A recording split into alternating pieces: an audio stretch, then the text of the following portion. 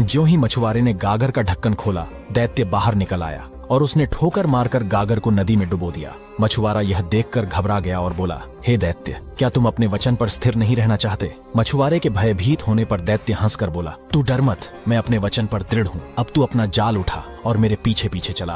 वे दोनों चलते चलते एक नगर के अंदर से निकलकर एक पहाड़ की चोटी पर चढ़ गए। फिर वहां से उतरकर एक गुप्त महल में गए। उस महल में एक तालाब दिखाई दिया जिसके चारों ओर 4 टीले थे। तालाब के पास पहुंचकर मछुआरे से दैत्य ने कहा, तू इस तालाब में जाल डाल और मछलियां पकड़। मछुआरा खुश हो गया क्योंकि तालाब में बहुत सारी मछलियां थीं। उसने तालाब में जाल डालकर खींचा तो उसमें 4 मछलियां आई जो 4 रंग की थीं, सफेद, लाल, पीली और काली। दैत्य ने कहा, तुम इन मछलियों को लेकर यहाँ के राजा के पास जाओ, वह तुझे इतना धन देगा जो तूने देखा भी ना होगा। किंतु एक बात का ध्यान रखना, तालाब में एक दिन में एक ही बार जाल डालना। यह कहकर दैत्य ने जमीन में जोर से ठोकर मारी। जमीन फट गई और दैत्य उसमें समा गया। मछुआरा उन 4 मछलियों को बादशाह के महल में ले गया। वह तालाब यहाँ से 3 घड़ी के रास्ते पर है और मैं आपको जरूर वहाँ ले जाऊंगा। उस समय दिन कम ही रह गया था, किंतु बादशाह को ऐसी उत्सुकता थी कि उसने अपने दरबारियों और रक्षकों को शीघ्र तैयार होने की आज्ञा दी। फिर वह मछुआरे के पीछे पीछे चल दिया और उसके बताए हुए पहाड़ पर चढ़ गया। जब वह पहाड़ के दूसरी ओर उतरा तो वहाँ बड़ा विशाल वन दिखाई दिया। यह वन पहले किसी ने नहीं देखा था। फिर बादशाह और उसके साथियों ने वह वन भी पार किया और सब लोग उस तालाब के किनारे पहुंच गए जिसके चारों ओर 4 टीले थे।